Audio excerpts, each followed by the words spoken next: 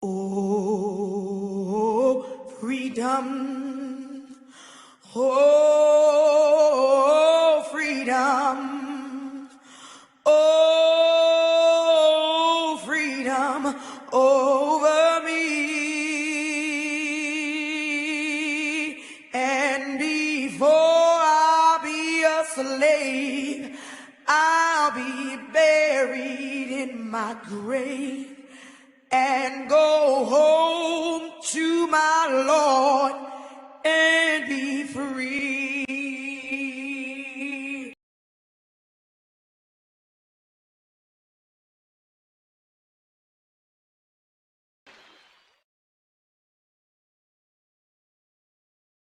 Each one of us has the ability to resist, not to be quiet.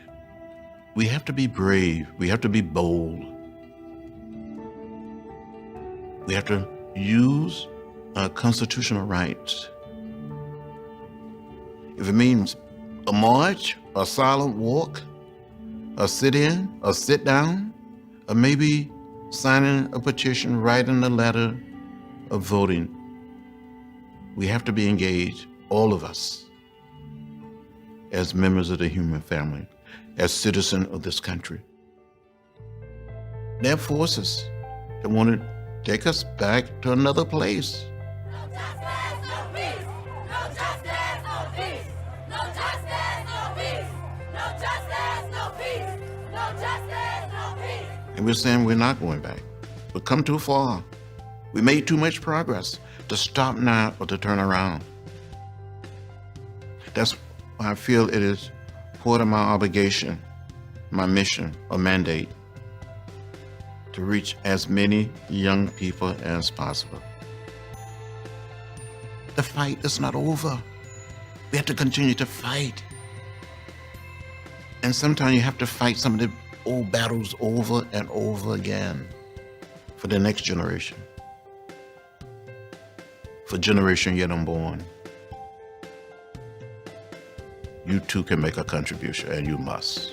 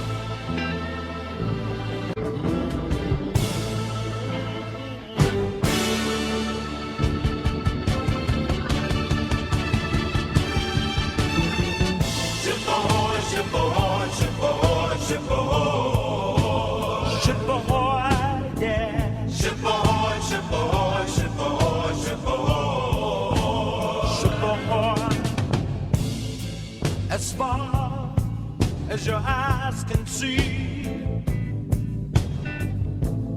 men, women, and baby slaves coming to the land of liberty, where life's design is already made. So young and so strong, they're just waiting to be saved. Oh, I'm so tired, and I know you're tired too. Look over the horizon, see the sun shining down on you. Ship ahoy, ship ahoy, ship ahoy, ship ahoy. Ship ahoy, yeah. Ship ahoy, ship ahoy, ship ahoy, ship ahoy. Ship ahoy.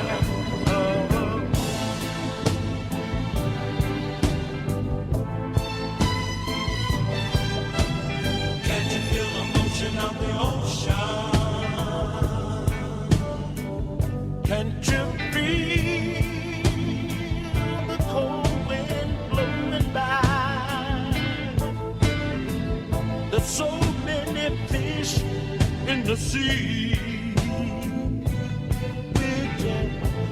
With jazz, with jazz, with jazz, riding all the way. We are riding all the way.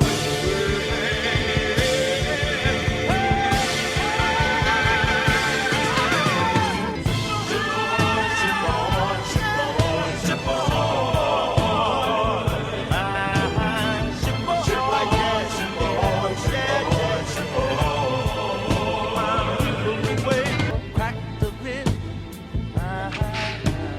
I'm your master, and you're my slave.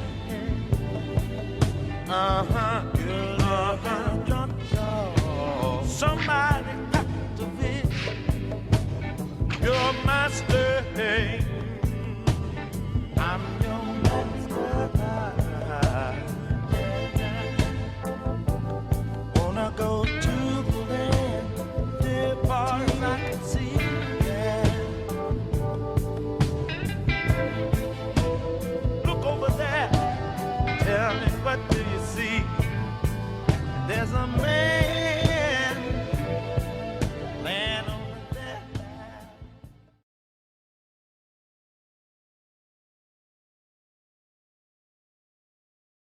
You don't believe that there is true equality yet?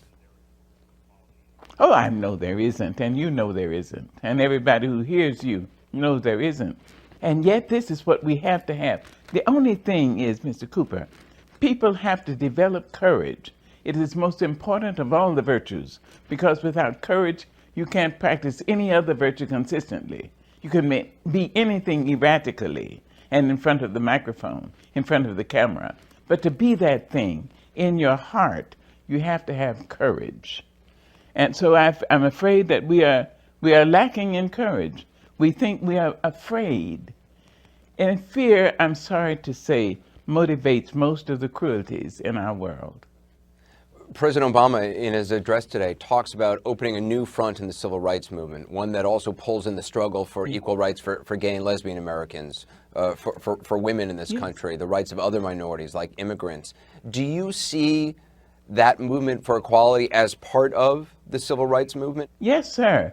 Mr. Cooper, if you think that I can have freedom, but you can't because you're short, or you're tall, or you're gay, or fat, or thin, or pretty, or plain, but I can have it because not by anything I've earned. I just was born white, or I was born pretty.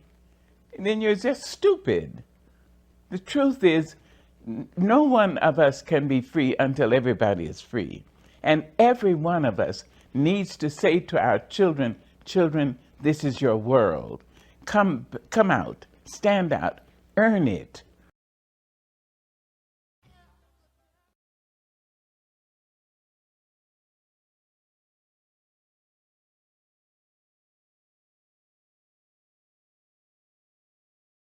First, Wyatt T. Walker, Chief of Staff of the Southern Christian Leadership Conference and Executive Assistant to the Reverend Dr. Martin Luther King. Alan Morrison, New York editor of Ebony Magazine. Malcolm X, minister of Mosque Number 7 here in New York City, a leader in the Black Muslim Organization. And James Farmer, National Director of CORE, the Congress of Racial Equality. Mr. Farmer, I think I would begin the program by putting the first question to you, referring back to this Ebony Magazine story that quotes you as saying that Negroes are fed up. You say they are, quote, not afraid to go to jail now. They wear jail sentences as badges of honor, not even being afraid of being shot. These people aren't going to stop. And I wonder, Mr. Farmer, how you would conclude that. Aren't going to stop until what? We aren't going to stop until a black skin is no longer considered a badge of deformity by the American people. We are not going to stop until the dogs stop biting little children in Alabama, until the rats in tenement slums in Harlem and 100 Harlems throughout the country stop biting our people. We are not going to stop until the bigots of the South and the North no longer challenge a man's right to live simply because he is asking for the rights which the Constitution says are his, as happened to NAACP Field Secretary Medgar Evers, who was shot and killed in Jackson, Mississippi. We are not going to stop, in a word, until we have the same rights that all Americans have. We are not going to stop until we have jobs and are not walking the street unemployed in a proportion which is more than 2 times as great as among whites. We are not going to stop until we have the right to a house, a decent home, an apartment, any place we choose to live. We are not going to stop until we have the right to enter any place which serves the public all over the country. We are not going to stop, in a word, until America becomes America for all people. What would your assumption be about the time when, as you say, America becomes America for all people? Things are moving very rapidly now, and I think they're moving to a climax. This is a climactic stage of the struggle. And I would expect that within 2 or 3 years, the most brutal aspects of segregation in the South, that is formal segregation, will be eliminated. Segregation in businesses that serve the public. I would expect, however, that there will be exceptions, that in the hardcore states of the Deep South, such as Mississippi and Alabama, and the hardcore areas of the Upper and Middle South, it will take a few years longer for us to break down those barriers. I would expect that it will take several years longer in the North for us to wipe out the more subtle forms of discrimination in housing, in employment, in de facto school segregation, and of police brutality. I think, however, that within 5 or 10 years at the most, I'll be able to take a vacation and go fishing. How do you gentlemen feel about Mr. Farmer's timetable? Mr. Walker?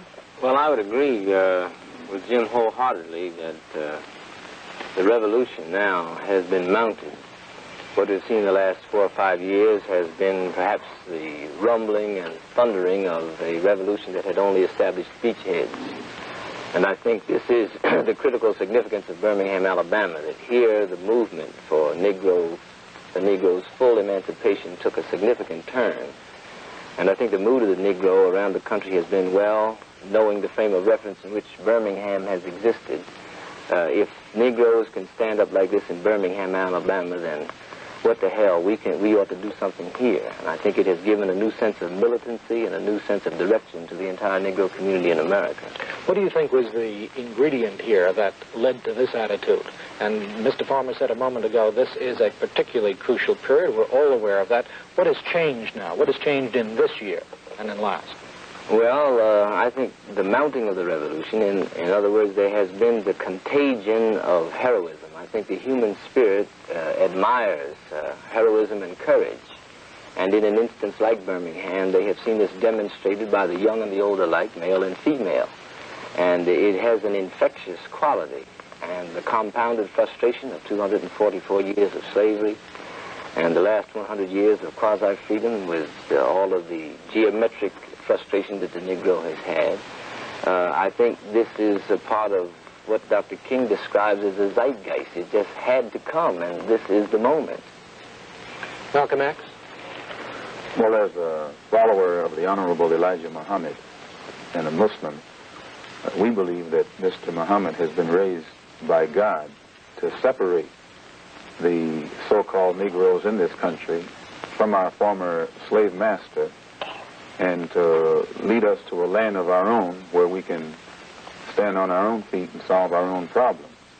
And because we religiously believe that it is intended, it is part of God's plan to separate the former slave, so-called Negro, from the former slave master, the American white man, we also believe that every effort to force integration upon the white man, or to force the so-called Negro into the white society, is actually in direct and divine opposition to God, and will meet with bloodshed and destruction, and no progress or benefit either to the so-called Negro or to the white man in this country.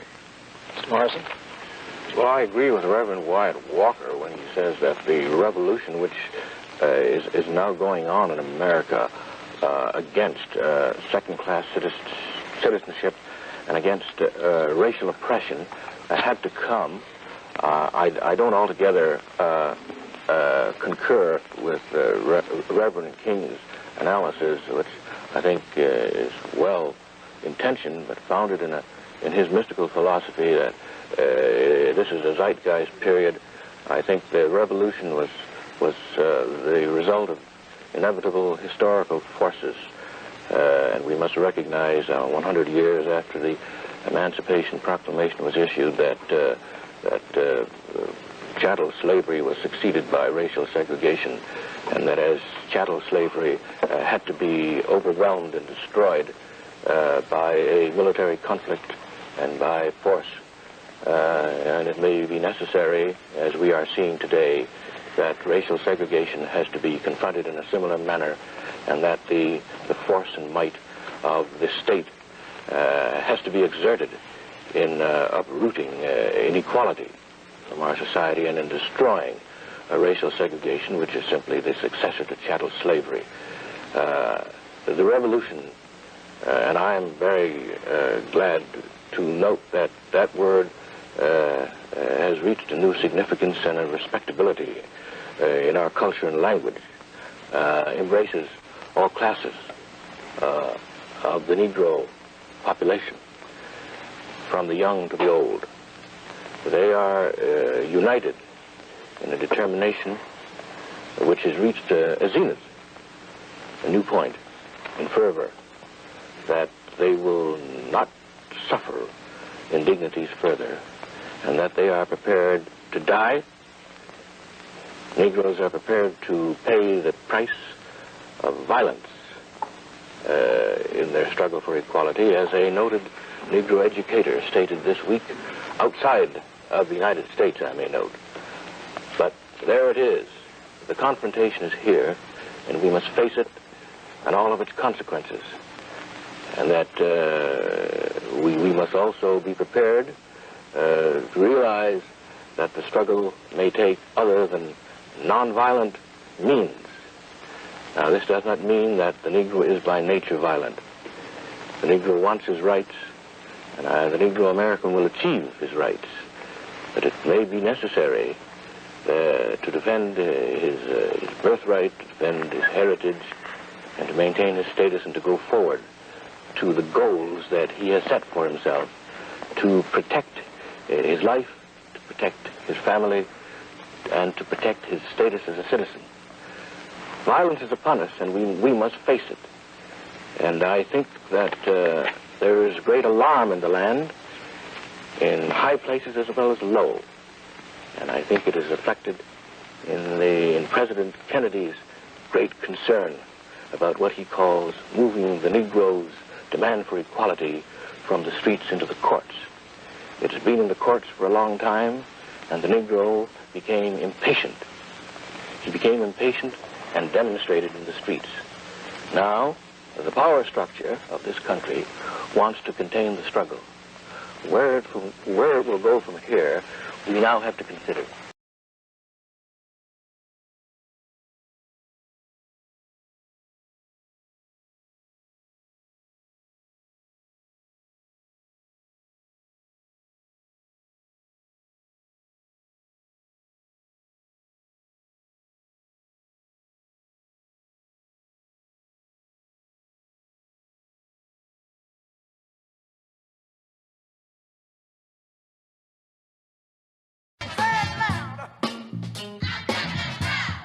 James Brown's I'm Black and I'm Proud was an affirmation of self-respect. And it was a challenge to others to respect themselves and to respect him. Brother, we can't quit until we get our share. Say it loud. Say it loud. Everybody was trying to think of what to say about Martin Luther King getting shot, about the situation in America, the civil rights movement. Everybody just wanted to know how to capsulize it. And so when James Brown said, say it loud, I'm black and I'm proud, that said it. That's it. So when he said it, everybody hollered back, I'm black and I'm proud. Say it loud. Say it loud. Look at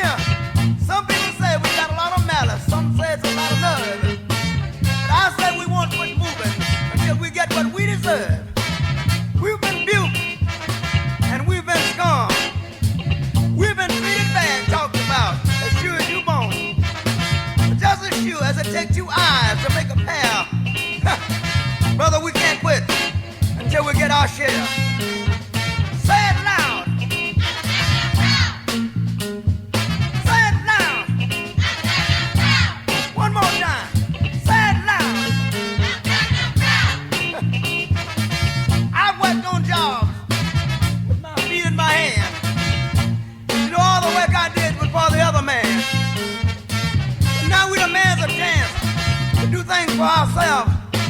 We're tired of beating our head against the wall and working with someone else. Say it loud. Say it loud. Say it loud. Say it loud.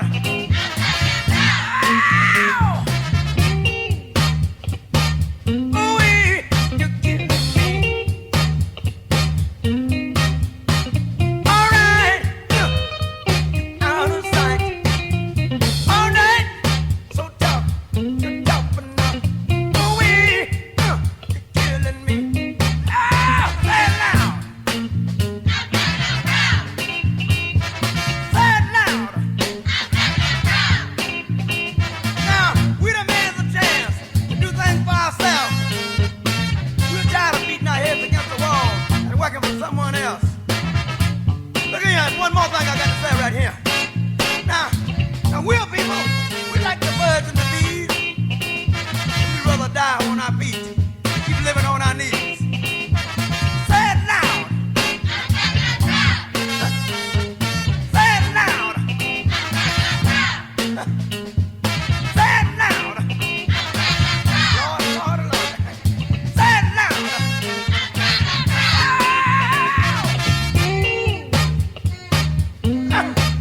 All right now. Lord, you know we can do the moving. Now we can say we do the funky Broadway. Now we do. Sometimes we dance.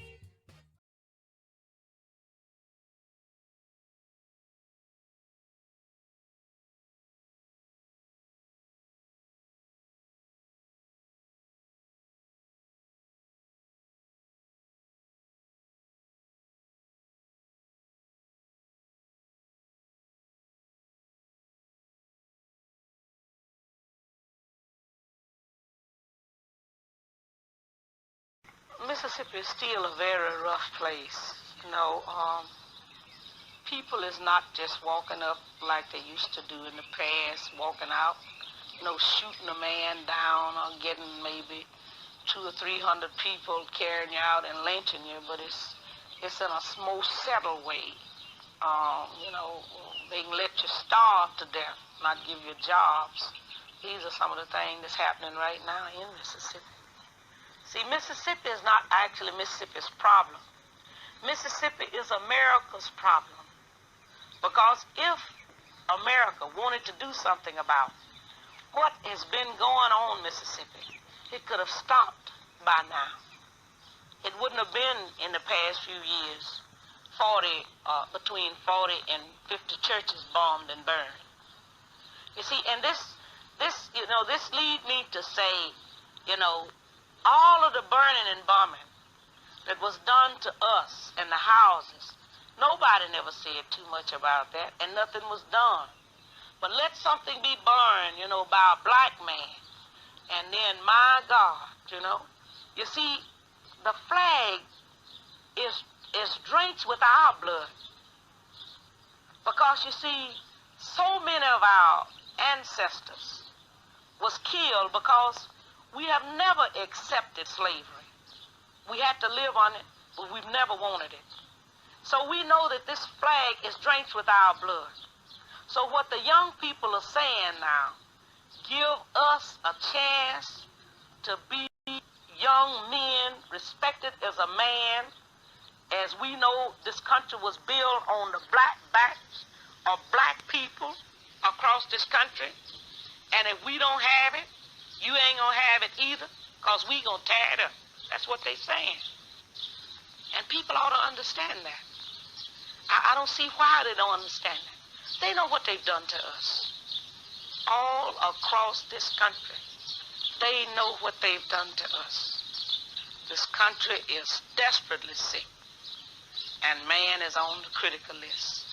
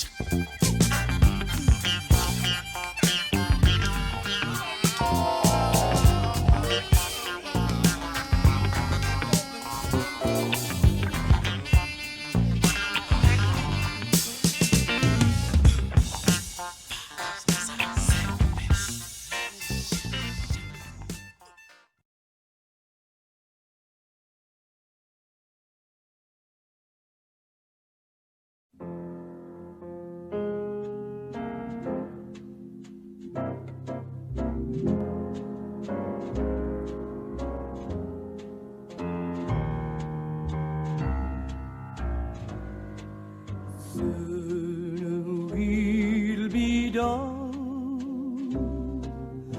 Trouble of the world,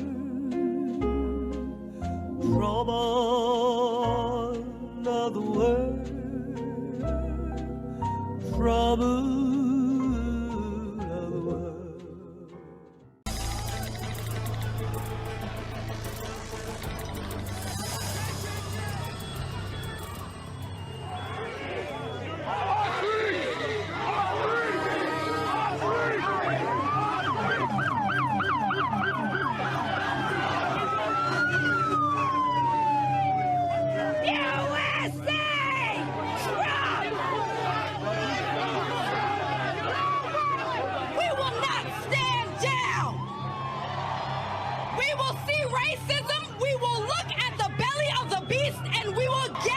Here in Boston, tensions remain extraordinarily high, and there are no signs that America's two fronts in the new political fight club show any sign.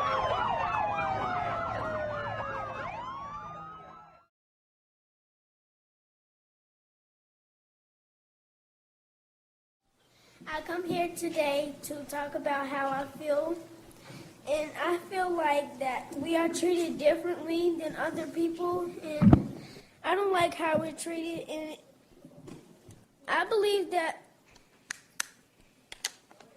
you're doing great. You're doing a great job. Don't stop. Do not stop. we are black people, and we shouldn't have to feel like this. We shouldn't have to protest because y'all are treating us wrong. We do this because we need to and have rights.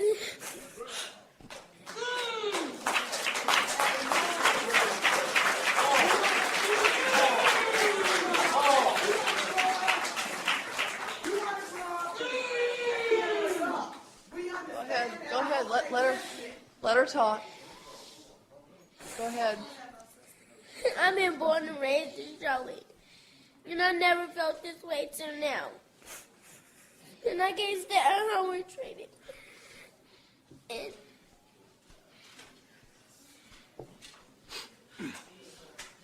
it's a shame that our fathers and mothers are killed, and we can't even see them anymore.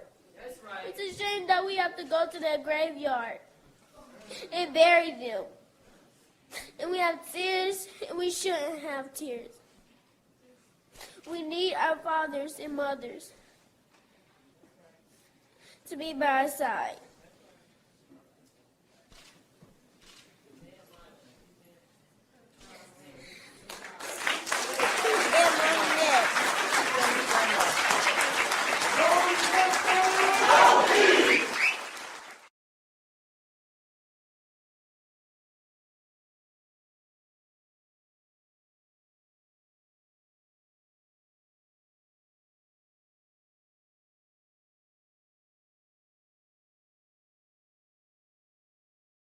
that's just not fair. This shouldn't happen to anyone at all. Amu Kanute is a rising sophomore at Smith College and works here this summer teaching chemistry to high schoolers for Smith's STEM program. She was reading in the dining hall of the Tyler House dorm here Tuesday. Next thing you know, I see the cop walk in with a Smith employee whom I've never seen before. And the man asked me, we were wondering why you're here. She says police told her an employee had called about a suspicious black man. She recorded video with her phone. We were wondering why you were here. Oh, I was eating lunch. I'm working the summer program. Adding her own text on Instagram with a post that's prompted outrage from supporters. It just still upsets me to just talk about it because I don't even feel safe on my own campus and I'm away from home. I'm the first in my family to go to college. I'm doing this not only for me, but for my family, for my ancestors. Smith's president sent a statement apologizing and assuring the student that she belongs in all Smith spaces. This painful incident reminds us of the ongoing legacy of racism and bias in which people of color are targeted while simply going about the business of their daily lives. Building an inclusive, diverse, and sustainable community is urgent and ongoing work. I tried to shake it off. I didn't even want to speak up and speak out because I know not everyone's going to agree with what you need to say. Not everyone's going to listen to you. In Northampton, I'm just so upset. Christina Hager, WBZ News. Yale University says it admonished a white student for calling campus police when she found a black student sleeping in their dorm's common area. Facebook videos of the incident have been viewed more than 1 million times. It is the latest example of a black person reported to authorities for doing something legal and ordinary. Jerika Duncan is near the Yale campus in New Haven, Connecticut. Jerika, good morning. Good morning. That black student named Lolati Shiambala says she was studying here early Tuesday morning in this building behind me, working on a paper when she decided to take a break. Well, that's when she says a white student came into the common area room where she was sleeping and told her she was not allowed to sleep there and then called campus police. Well, that's when Shiambala started recording. I have every right to call the police. You cannot sleep in that room. Lolati Shiambala was questioned by Yale police for about 15 minutes for taking a nap.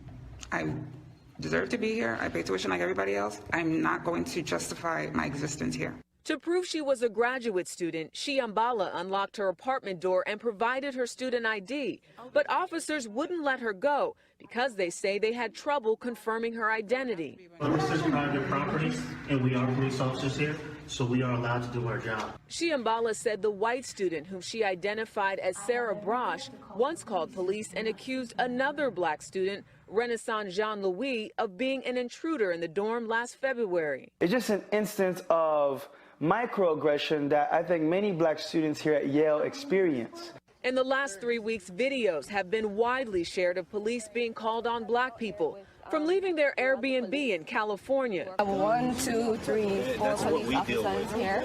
Playing golf too slowly in Pennsylvania. Remove yourself from our premises in the next 5 minutes, please. Because the authorities have been called. To holding a business meeting at a Starbucks in Philadelphia. There's a good chance if the person was white, it wouldn't have gotten that far. Khalil Gibran Muhammad is a professor of history, race, and public policy at Harvard. This is an uneven burden being distributed onto black people, and the police are in the middle of it.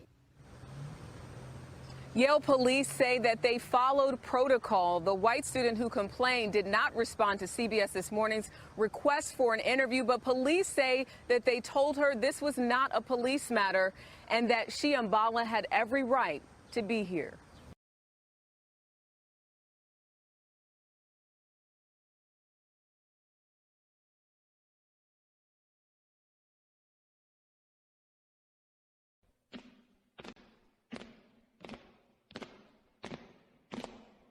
Ain't gonna let nobody turn me around, turn me around, turn me around. Ain't gonna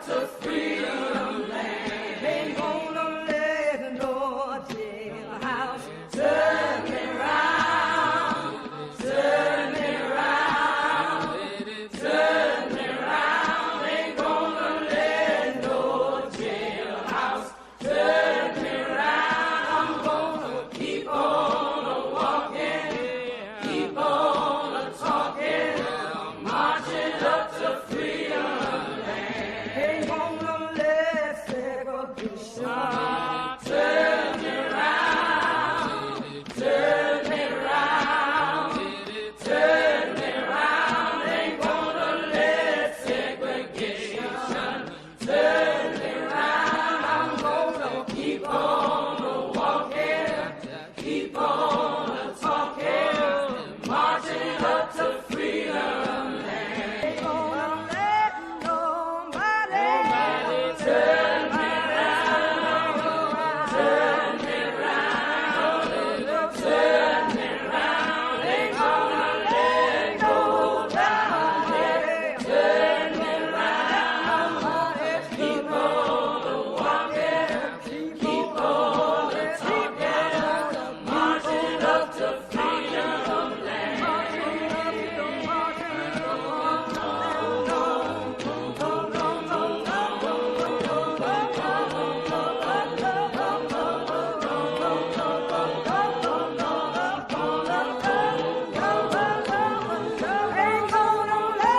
me round, turn me round, turn me round. Ain't gonna let nobody turn me round. I'm gonna keep on walking, keep on marching up to freedom land.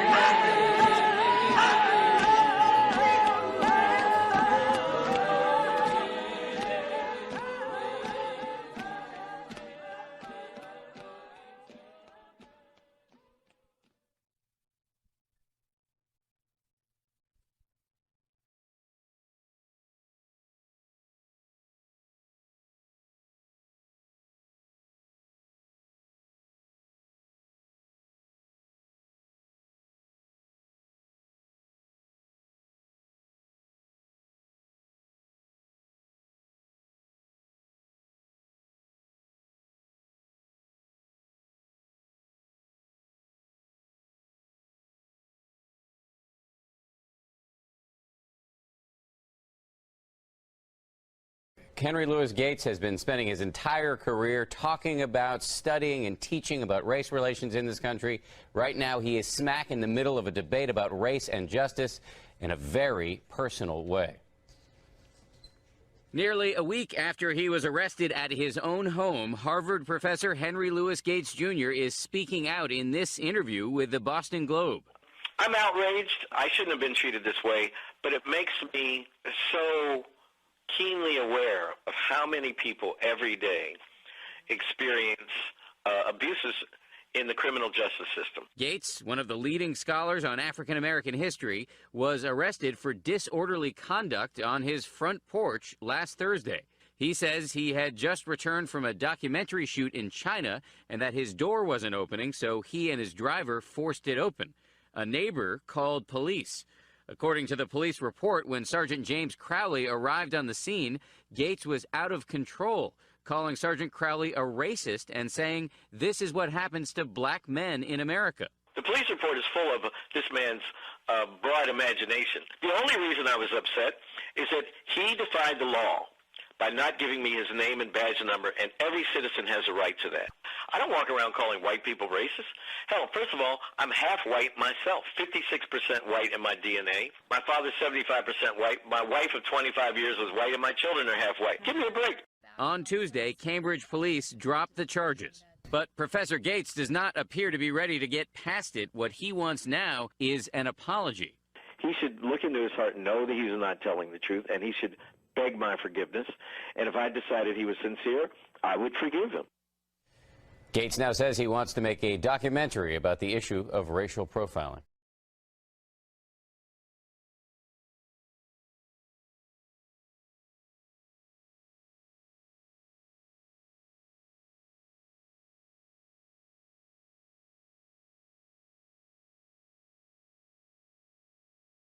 Well, let me shift gears again.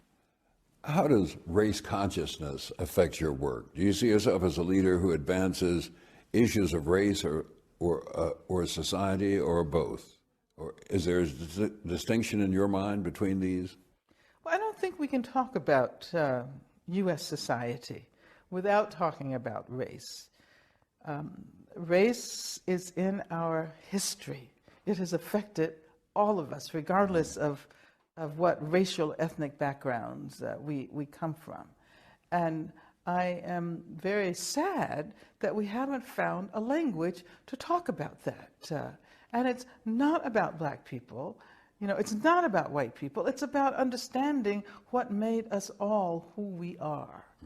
And I'm very interested nowadays in the ways race or racism is congealed in the structures of institutions, so that it is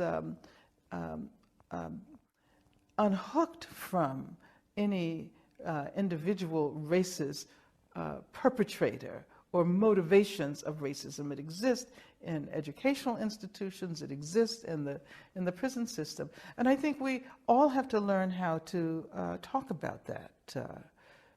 So this is, you know, my relationship to issues of race is somewhat different from what is usually meant. Unfortunately, in this country, the media assumes that race, the very mention of race, opens up a Pandora's box, and there's always attempts to, you know, close it down. You know, let's not let this chaos overwhelm us, and it will become more and more chaotic until we can find a language to talk about the degree to which race has influenced our histories and our psychic histories. Why do you think we have such a resistance to talking about these things? I think it's because the assumption is that it's about racial superiority, and it's conceptualized in terms of individuals, and so people feel attacked when we, you know, talk about affirmative action.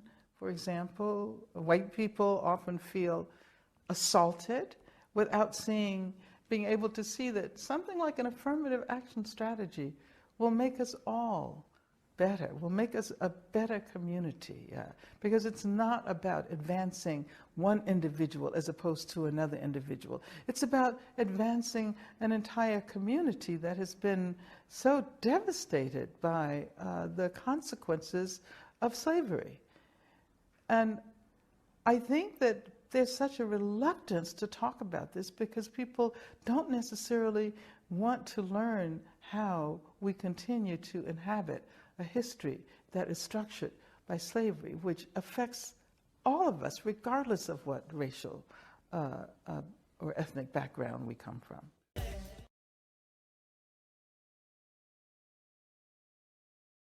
Baldwin was never popular. People say, how can that be? He was a bestseller. Everybody, no, not at all. Read Soul on Ice with Elvis Cleaver. Trashing Baldwin. Read Julian Mayfield's essays on Baldwin. Julian Mayfield was an anti-colonial, anti-imperialist leftist. Right? Trashing Baldwin. The only people who actually fell in love with Baldwin early on were liberal whites, disproportionately liberal Jews, who facilitated his career at that moment. But what did Baldwin do? He broke from the establishment. He broke from his liberal friends. He broke from his Jewish friends. I don't know whether the labor unions and their bosses really hate me. That doesn't matter, but I know I'm not in their unions. I don't know if the real estate lobby has anything against black people, but I know the real estate lobbies keep me in the ghetto. I don't know if the Board of Education hates black people, but I know the textbooks I give my children to read and the schools that we have to go to. Now, this is the evidence. You want me to make an act of faith, risking myself, my wife, my woman, my sister, my children, on some idealism which you assure me exists in America, which I have never seen. This is in many ways the Baldwin moment. And it's primarily because we know here's somebody who's committed to intellectual integrity, committed to a moral honesty. You remember he says at the end of Notes of a Native Son in the introduction, all I ever want to be is an honest man and who, like Hemingway, endures in my work. Now, you see, in an age of mendacity and criminality, which is our own, just telling the truth and having integrity is revolutionary. It's subversive. It's countercultural. So Baldwin comes back bringing this rich tradition of eloquence, truth-telling, witness-bearing, soul-stirring writing. Everything now, we must assume, is in our hands.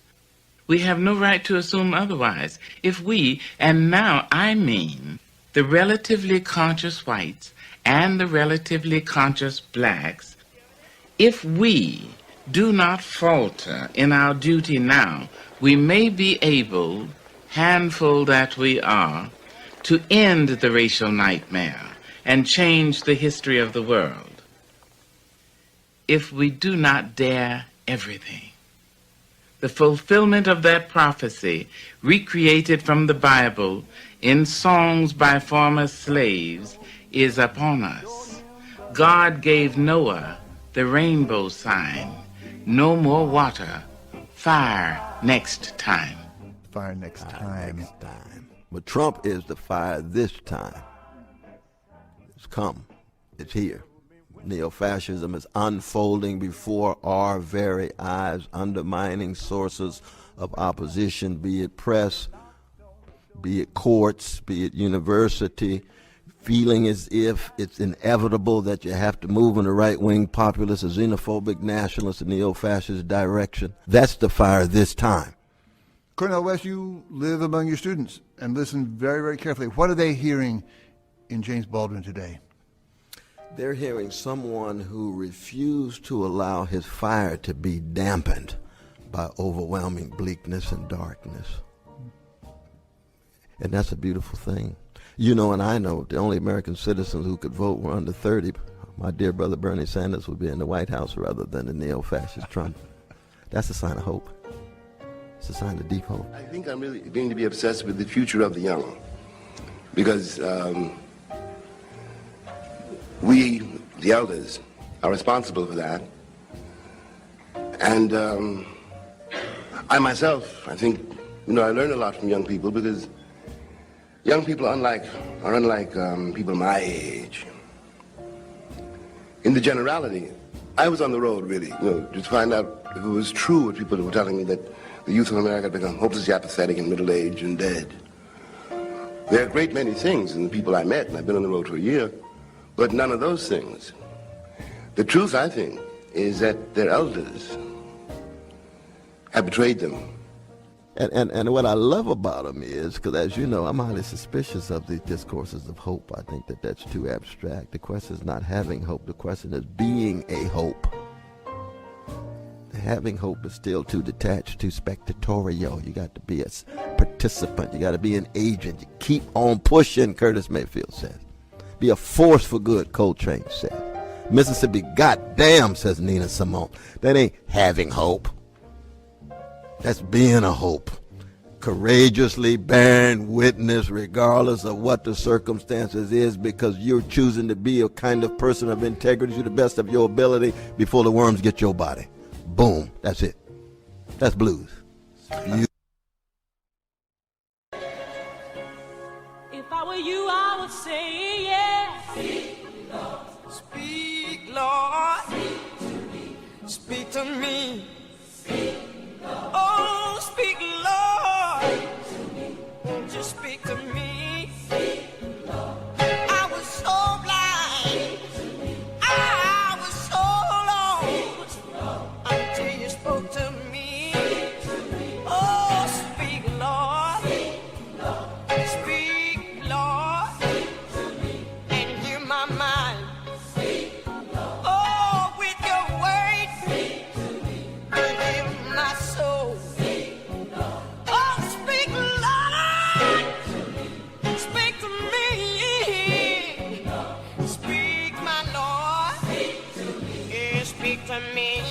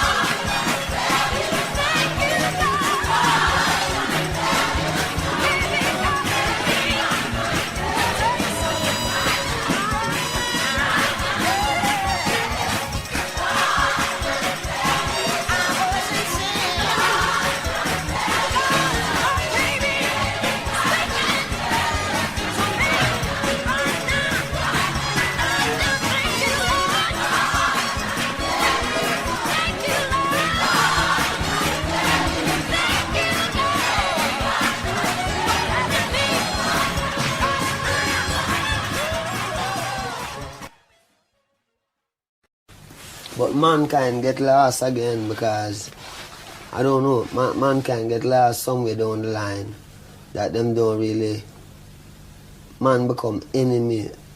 You know, the consciousness that Noah is our father, it's coming like it don't mean anything to people, but it mean a great deal to the Rasta man because they know that is the truth. And that's why him say love, and that's why him overstand everything. You know, that's one of the little part about the unification of the people.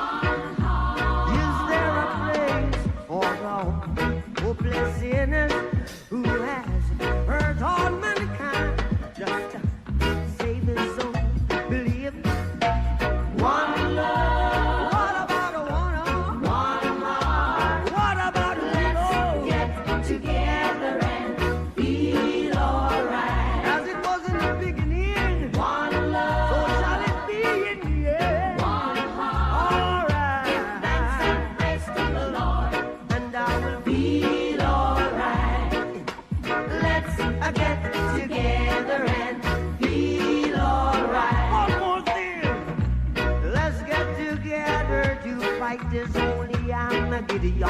One love. So when the man comes, there will be no